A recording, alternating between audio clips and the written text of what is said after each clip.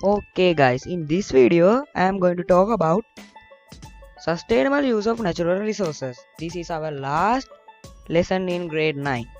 So let's see. Sustainable use of natural resources. Natural resources are the substances generated naturally without the influence of human activities.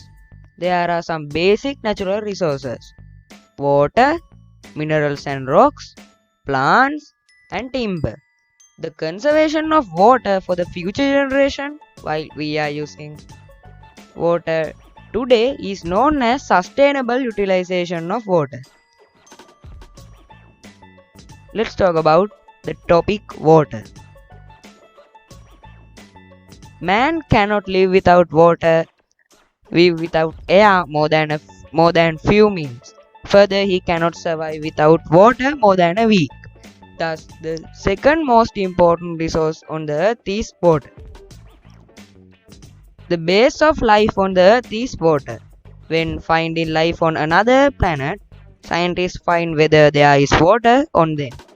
The reason for this is that the life we know is based on water.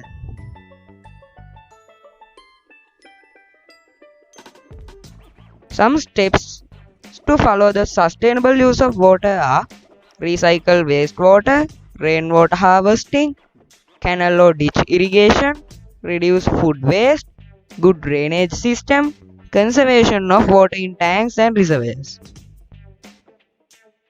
Let's talk about collection of rainwater. It was the slogan of great King Parakram Bahu that even a single drop of water should not be allowed to flow into sea without being used by man or animals.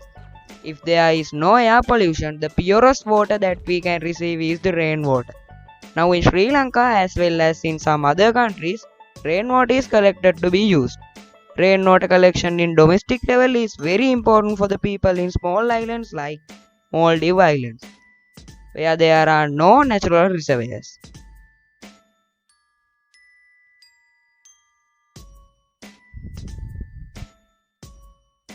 Let's talk about our second topic, minerals and rocks.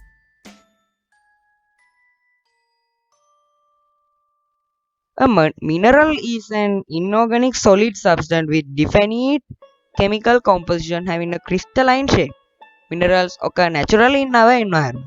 Some useful minerals found in Sri Lanka are graphite, quartz, ilmenite, rutile, zircon, feldspar, apatite, and silica sand. A rock is a collection of minerals. Some examples for rocks are gneiss and granite.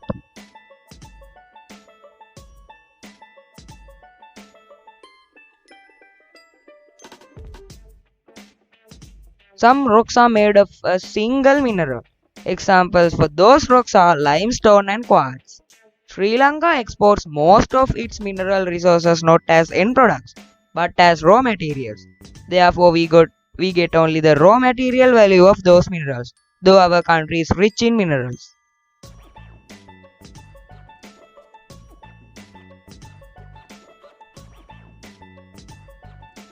Let's talk about our third topic, gems.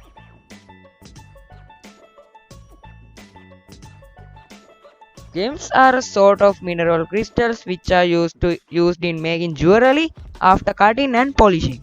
Blue sapphire is named as the national gem of Sri Lanka. There are more than 200 kinds of gems identified in the world. It is amazing to mention that more than 70 types out of them are found in our small island Sri Lanka. Sri Lanka is the only country that exports high quality large blue sapphire with natural color to the world market. Let's talk about the subtopic gem mining.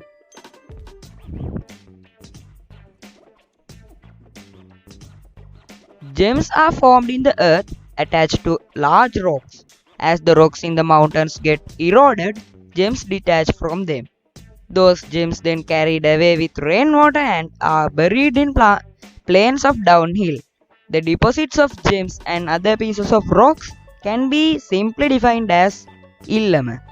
First, a proposed place for gems is selected and the mine, which is like a pit, is dug. And when the vein or Illam is found, horizontally tunnels are excavated. Illam and gems are separated by using swifting.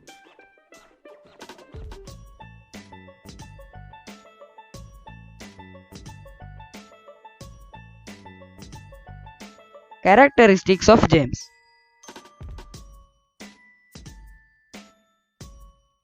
Some important characteristics of gems are mentioned below. Hardness, resistant to be worn out. Color, high refractive index. The most hardness object in the world is diamond, and the least hardness object in the world is talc. Uses of gems. Decorating of very valuable watches, in some clothes that are very precious, in household ornaments, in wearings such as earrings and rings, in clocks of operating. Light rays are reflected repeatedly inside a polished gem due to high refractive index. We talk about reflection and refraction in grade 4 in lesson 14. You can watch it and understand. Problems associated with gem industry.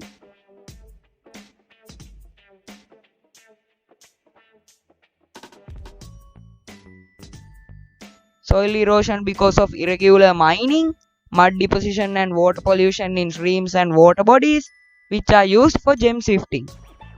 Sudden depression of land and landslides occur due to overmining in some areas. Extinction of fauna and forest cover depletion due to mining in forest areas. And we can get water pollution also. Let's talk about our last natural resource, trees.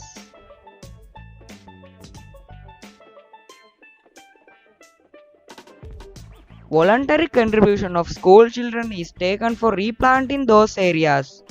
Plants as a natural resource from cradle to grave. Man extensively uses plants. Uses of trees act as wind barriers, provide habitats for animals, provide raw materials for clothes, provide various phytochemicals, create scenic beauty, provide fuel.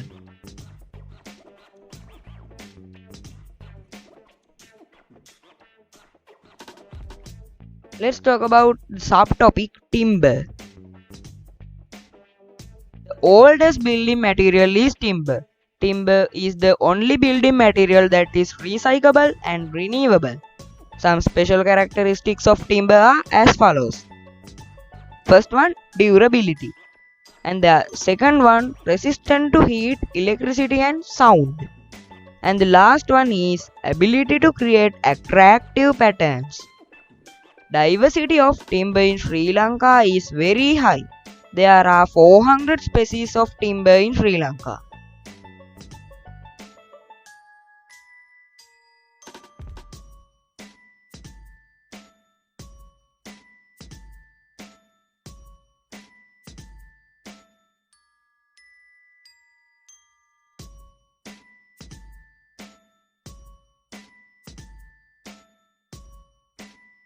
Decaying of timber. This is sapwood and this layer is dead bark and this layer is cambium and this layer growth greens, medullary rays, pith and leaf bark, hardwood. Fungi can grow inside the timber. Timber is decayed because of the degradation of complex carbohydrates which timber are made of due to the activity of enzymes secreted by those fungi. Fungi can retain inactively even for many years inside the timber. They grow when favorable conditions are available. Such favorable conditions are the presence of oxygen, moisture, and nutrients. Out of those, the most important factor is the moisture. Food is stored in some cells of tissues of timber. Timber can be destroyed by termites and weevils who came in search of foods.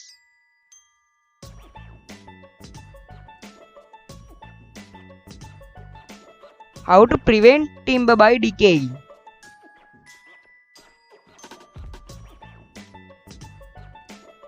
There are three main methods to prevent timber decay: prevention of absorbing moisture to timber, seasoning of timber, usage of wood preservatives. Enamel paints can be applied to prevent absorption of moisture to timber. Keeping timber in a dry area can be decrease the absorption of moisture. Timber can be conserved by soaking on a mixture of boric acid, borax and fungicide. This treatment can be known as boron treatment.